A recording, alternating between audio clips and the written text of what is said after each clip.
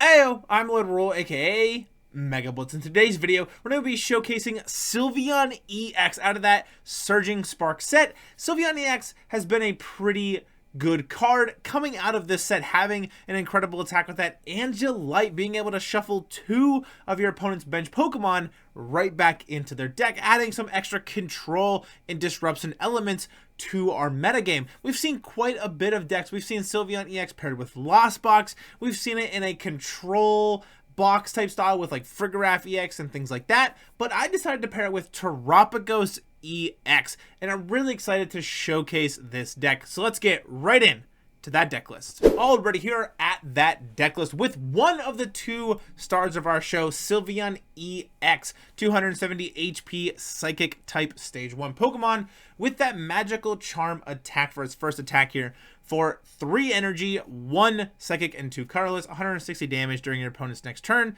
Attacks used by the defending Pokemon do 100 less damage, which can be pretty helpful into decks that try to one-shot your Pokemon. Things like Regidrago, V-Star, things like Raging Bolt EX are just the first couple that come to my mind. And then we have its second attack here with that Angelite for a water, a lightning, and a psychic energy. Choose 2 of your opponent's bench Pokemon, shuffle those Pokemon and all attached cards into your opponent's deck. If one of your Pokemon used Angelite during your last turn, this attack can't be used. So we have the bulky kind of attack with that magical charm hitting for 160, taking less damage the next turn, but we also have that disruption element as well with that Angelite being able to shuffle 2 of our opponent's bench Pokemon right back into the deck, really causing some disruption. And then, of course, I also paired it with Terapagos EX with its Unified Beatdown attack for double colorless. 30 times if you go second, you can use the attack during your first turn. This attack does 30 damage for each of your bench Pokemon, being able to hit up to 240 damage, being able to one-shot things like Raging Bolt EX, Iron Hands EX, and Miraidon EX, Ogre Pawns as well, can be pretty helpful in this format. Also having that Crown Opal attack for a grass, a water, and a lightning energy, 180 damage. During your opponent's next turn, prevent all damage onto this Pokemon by attacks from basic non-normal type Pokemon. Things like Roaring Moon, things like Miraidon, Raging Bolt, Ogre Pawn are just the first couple that come to my mind. Now, we are able to play both of these cards in the same deck and use each of their attacks because Angelite and Crown Opal both need water and lightning energies. So we just needed to throw in a couple grass energies and a couple psychic energies to be able to open up the possibility for Crown Opal and Angelite to work effectively in the deck here. We also are playing the Noctowl Jewel Seeker engine. Once during your turn with play, you play this Pokemon from your hand to evolve one of your Pokemon. If you have a Tera Pokemon in play, you search your deck for up to 2 trainer cards, reveal it, and put them into your hand. So having that search engine out with that Jewel Seeker is pretty helpful. We are playing 2 Fan Rotom for that fan call to be able to search out our Eevees or our Hootoots and Noctowls early in the game. Eevee having a pretty important ability as well in this deck, Boosted Evolution. As long as this Pokemon is in the active spot, it can evolve during your first turn or the turn that you play it. So being able to evolve Eevee into Sylveon and then go Crispin, attach Sparkling Crystal, and attack that turn is pretty huge and something really cool you can do in this deck. We also have the Bloodmoon Ursaluna EX for the late game attacker, Fezandipiti flip the script, Radiant Greninja for the concealed cards. For the supporters, we have 3 Arven, 3 Iono, 1 Boss, 1 Crispin, and 1 Research. For the items, we have 3 Buddy Buddy Poffin, 3 Nest Ball, 2 Counter Catcher, 2 Earthen Vessel, 2 Glass Trumpet, 2 Night Stretcher, 2 Tera Orb, 2 Ultra Ball, 1 Super Rod, 1 Switch. And then for the tools, we have 1 Rescue Board, 1 Sparkling Crystal, Stadiums, 2 Air Zero Underdepths. And for the energy, we have 3 Water, 2 Grass, 2 lightning, and 2 psychic energies. A couple cool things that I really want to point out with our stadiums and our A-spec of choice. That Sparkling Crystal, like I had mentioned with that Crispin, is pretty helpful as well, and it really helps out if we are missing some of the energy requirements for that Angelite attack, or even on Terapagos EX's Crown Opal attack can be pretty helpful because it has to be attached to a Tera Pokemon, so being able to kind of alleviate or kind of just make that energy requirement a little easier is pretty key. Also, Glass Trumpet saying you can use this card if you have a Tera Pokemon in play, choose up to 2 of your benched normal type Pokemon, attach a basic energy card from your discard pile to each of them. You can also Glass Trumpet to your Eevee first and then evolve into Sylveon EX after the fact, because Sylveon EX isn't a normal type, but Eevee is, so you can Glass Trumpet the energies to it is pretty helpful. Also, the Tera Orbs being really key as well. Playing 2 copies of those, be able to find our Sylveon EX and our Terapagos EX without the need of Ultra Ball to be able to discard those cards. Still playing Ultra Ball to find, you know, Noctowl and things like that. So now let's jump right in to that gameplay. Already here at that Sylveon EX gameplay. At the coin flip, our opponent does pick heads. The nice part is we don't really matter. It doesn't really matter if we go first or second because of that boosted evolution ability from Eevee and Terapagos being able to attack as well. It doesn't really matter if we go first or second. If I had to pick, second is ideal. Being able to use Arven and Crispin and things like that is very helpful. Unfortunately, we do have a mulligan here, but getting into a nice fresh hand here, starting with that Terapagos EX in the active spot. Not too sure what we're going to be playing against. Looks like a Dragapult deck by chance. We're not sure if it's Dragapult Thorns or if it's Dragapult Dusknoir or just straight Dragapult. So many Dragapult variants out there. We see a Toedscool come down, however. So they're playing that Toedscruel package, which can be pretty key in a lot of matchups for them. Draw for turn, you're going to get that research off the top. We're going to go Arven here. Going to be able to get that Buddy Poffin and that Sparkling Crystal here. And Buddy Poffin coming down, going to get us a Hoothoot and a Fan Rotom. Fan Rotom going to be able to use that Fan Call ability. Going to be able to search out some key cards here. Going to be able to get that Eevee, a Hoothoot, and a Noctowl. Bench the Hoothoot, bench the Eevee. Nest Ball here. Going to be able to grab another Terapagos EX if we want it, but we're going to go for Radiant Greninja instead. I really want to be able to concealed cards and try to fill up my bench as quickly as possible if I can do it. Pull off maybe an attack into Eevee or maybe Terapagos or something. It could be pretty good here. Ultra Ball going to come out though, getting another Terapagos EX. And then we're still going to hold that Sparkling Crystal here. And the reason I want to hold on to the Sparkling Crystal is I don't want the chance of it getting lost vacuumed or anything like that. Our opponent going to be able to draw for turn, get the Dracloak and a second Dracloak, and having the Toedscruel as well. Going to have all the pieces on their side here. But going to be able to use that Recon Directive. But first I had to take a read at the Toedscruel to make sure I knew what it did. Recon Directive, look at the top 2 cards, one to the hand, one to the bottom. Going to run both of those Recon Directives here.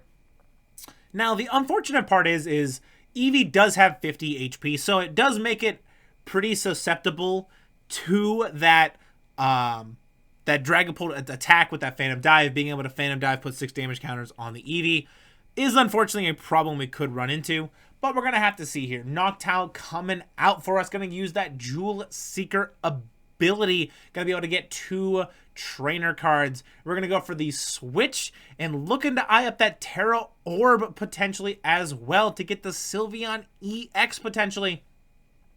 I think that's exactly what we're going to go for here. We're looking to go switch into the Eevee, Tera Orb potentially this turn as well to be able to evolve into that Sylveon EX. Crispin coming out first, however, going to be able to eye up some of the energies that we need. We're going to go for our energies that we need for the Angelite attack in the future. So we're going to go a Lightning and a Psychic energy here.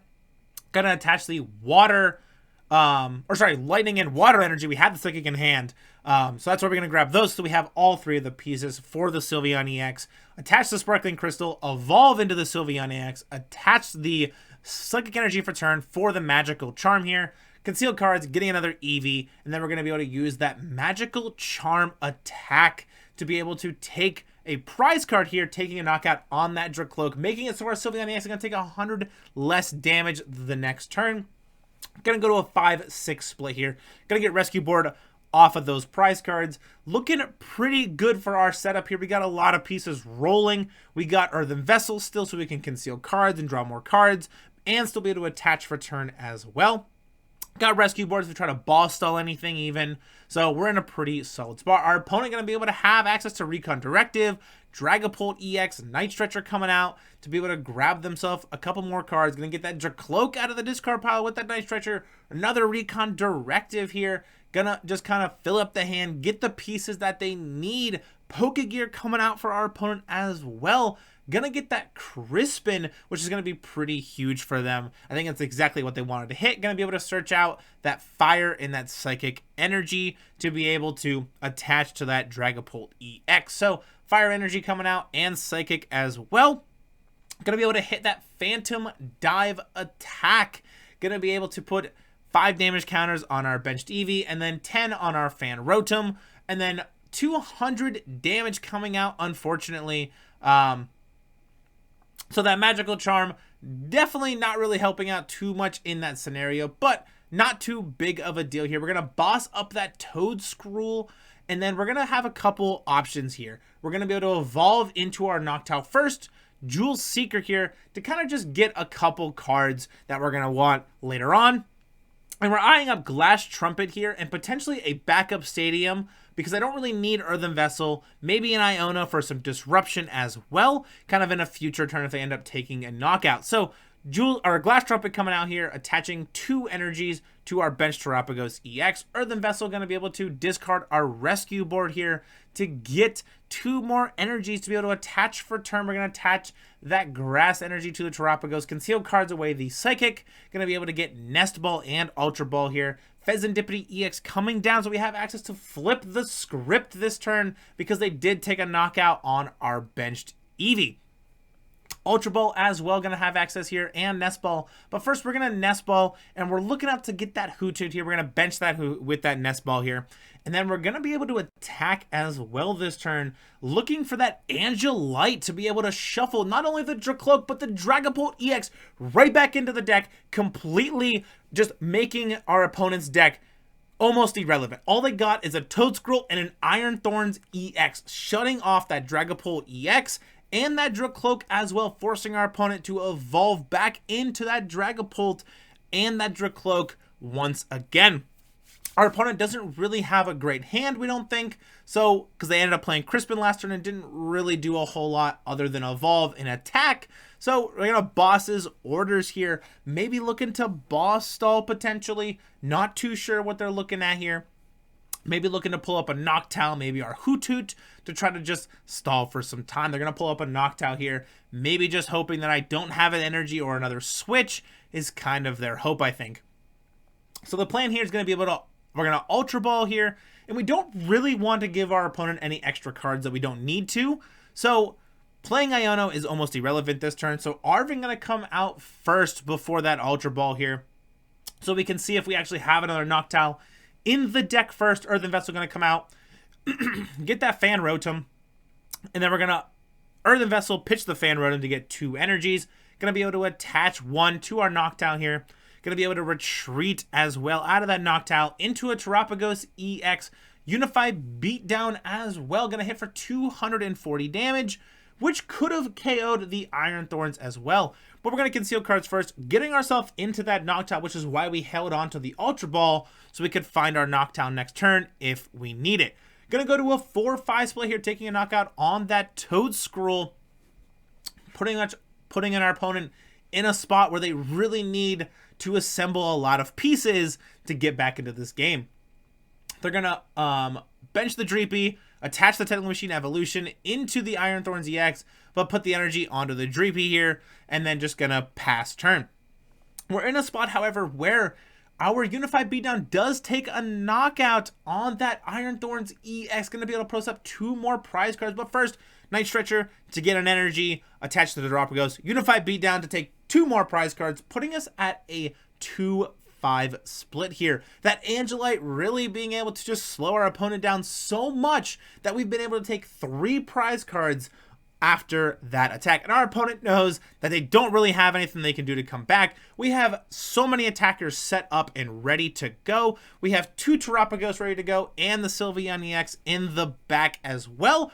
Really being able to showcase that disruption of Angelite and the power of Terapagos EX as well. So now let's jump right in to that outro. All right, that's gonna do it for today's video. If you want to play the deck list that I played in today's video, it'll be posted in the description below. Copy paste ready for TCG Live. And of course, while you're down there, if you've enjoyed the content I've been making so far on the channel, don't forget to leave a like, smash a subscribe button. I really appreciate it. And while you're down there, follow me on Twitter and join the Mega Blitz Discord as well. And ring the notification bell so you can get notified when I upload new videos and stream live on Tuesdays and most Thursdays going forward. And of course, if you want to become a member here, like Odessa and Evan, you can do so just for 99 cents a month with the Welcome Enjoyers perk, being able to get exclusive emotes, the Rare Candy member badge, and also photo and status updates, priority reply to comments, and a couple other cool perks. I want to thank everyone for their continued support, and I'll see you all next time. Peace!